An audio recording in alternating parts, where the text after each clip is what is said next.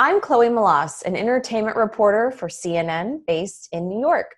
Shortly after my husband Brian and I met and got married, we decided that we wanted to move out to the suburbs. We found the perfect little town in southern Westchester, and we found this Tudor home. It was about 100 years old, and we immediately fell in love. We knew that this was the house for us. This is the house where we wanted to have our family and make our memories. When it came to safety, other than having smoke detectors and CO2 detectors, it wasn't something that my husband and I ever talked about. Even after we gave birth to our first child, Leo, again, we never talked about what happens if there's a fire, what happens if there's a natural disaster or a flood. What's our plan? Where do we go? Do we have all of our documents in a safe place? Honestly, it never even crossed our minds. So at this point, living in the home, we had been there for a few years. I had given birth to our second son, Luke, 6 months before. And here we are on a cold January night, and we were sitting in front of the fireplace, my husband and I.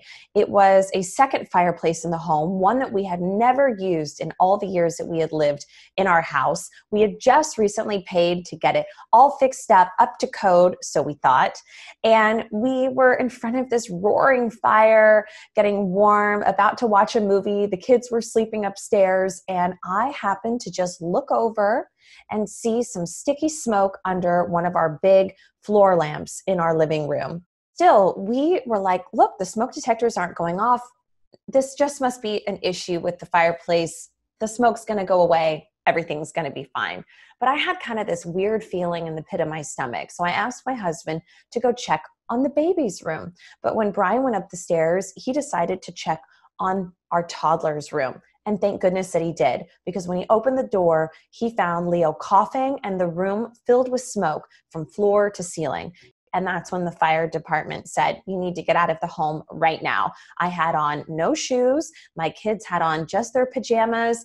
I didn't know where my dog was. I had no idea where my two cats were. It was about 8:30 at night, pitch black, freezing outside in a New York winter. It turned out that there was a fire raging behind our fireplace downstairs. So it was actually charring the wood, charring the walls, and there was a fire behind our children's walls. The fire chief took one look at us and said, Brian, if you had not gone into your son's room, this would be a very different weekend, that our children would have died from smoke inhalation.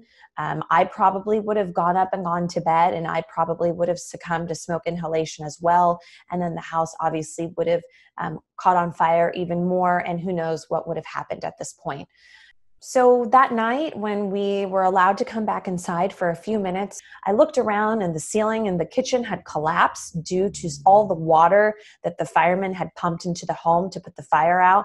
I had about, several inches of standing water all on the first floor. There was water pouring out of our AC ducts. My children's rooms were completely destroyed because they had to go in there with axes and rip apart the walls so that they could get to the fire. It was so sad. So after insurance sent their investigators out and they figured out what caused the fire, which was a faulty fireplace, we began that process of finding a contractor, starting to rebuild. And, there was a lot of paperwork and a lot of inventory and a lot of things that went into this process. But about a year later, we moved back into our house, and it is the home of our dreams. It's completely renovated. It's beautiful. We're so happy. Our son, Leo, who still remembers that night, is so happy to be back in his room. Something I'll always remember that the fire chief told me the night of our fire is that you can replace things. You cannot replace people. That has always stuck with me. And, I am so grateful for what I have.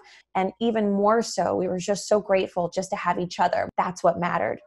I would encourage every single one of you watching this to please practice your 2-minute escape drill. Test your smoke alarms regularly. And for more information, please go to soundthealarm.org.